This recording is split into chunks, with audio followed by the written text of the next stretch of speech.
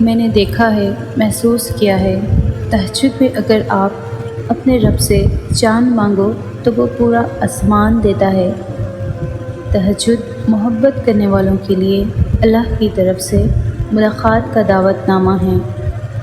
جس کا ملنا دعا سے بھی ممکن نہیں ہوتا، وہ چیز بھی تہجد سے مل جاتی ہے۔ اللہ تمہیں یہاں تک اسی لیے نہیں لایا تاکہ تم مایوس ہو کر ہمت ہار جاؤ۔ عطا کے ذریعے مختلف ہو سکتے ہیں، مگر اللہ دعائیں کبھی رد نہیں کرتا۔ اچھا سوچو، اچھا ہوگا، بہتر نہیں، بہترین ہوگا۔ ایک بار سوچو، تمہارا رب تمہیں یہاں تک لے کر آیا تو یقیناً آگے اس نے ضرور کچھ بہترین سوچا ہوگا۔ اللہ اس خیال کو تمہارے دل سے جوڑتا ہی کیوں اگر اس نے اسے تمہارے مقدس سے نہ جوڑنا ہوتا؟ بار بار دل میں ایک ہی دعا کا خیال آنا اتفاق تھوڑی ہو سکتا ہے۔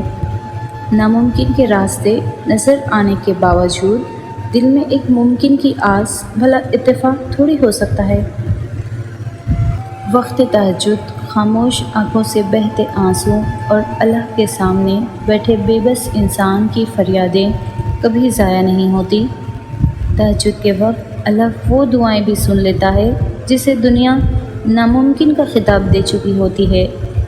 اس کے کن کا وقت جب آتا ہے تو وہ معجزے ہونے لگتے ہیں جو تم نے کبھی سوچ کر رد کیا کر دیتے تھے کہ یہ ناممکن ہے۔ تہجد کی سب سے بڑی طاقت یہ ہے کہ تہجد تمہارے دل کو اللہ کی طرف موڑ دیتی ہے، پھر انسان کی طلب نہیں جگاتی، پھر اللہ سے ملاقات کی طلب سونے نہیں دیتی، پھر بس اللہ سے محبت ہو جاتی ہے، بے پناہ محبت۔ تمہاری تہجد کی دعائیں اللہ تک پہنچ گئی ہے۔ اب تمہیں صبر کا پہلو تھامے رکھنا ہے، کیونکہ اب جو ہوگا وہ معجزہ ہوگا۔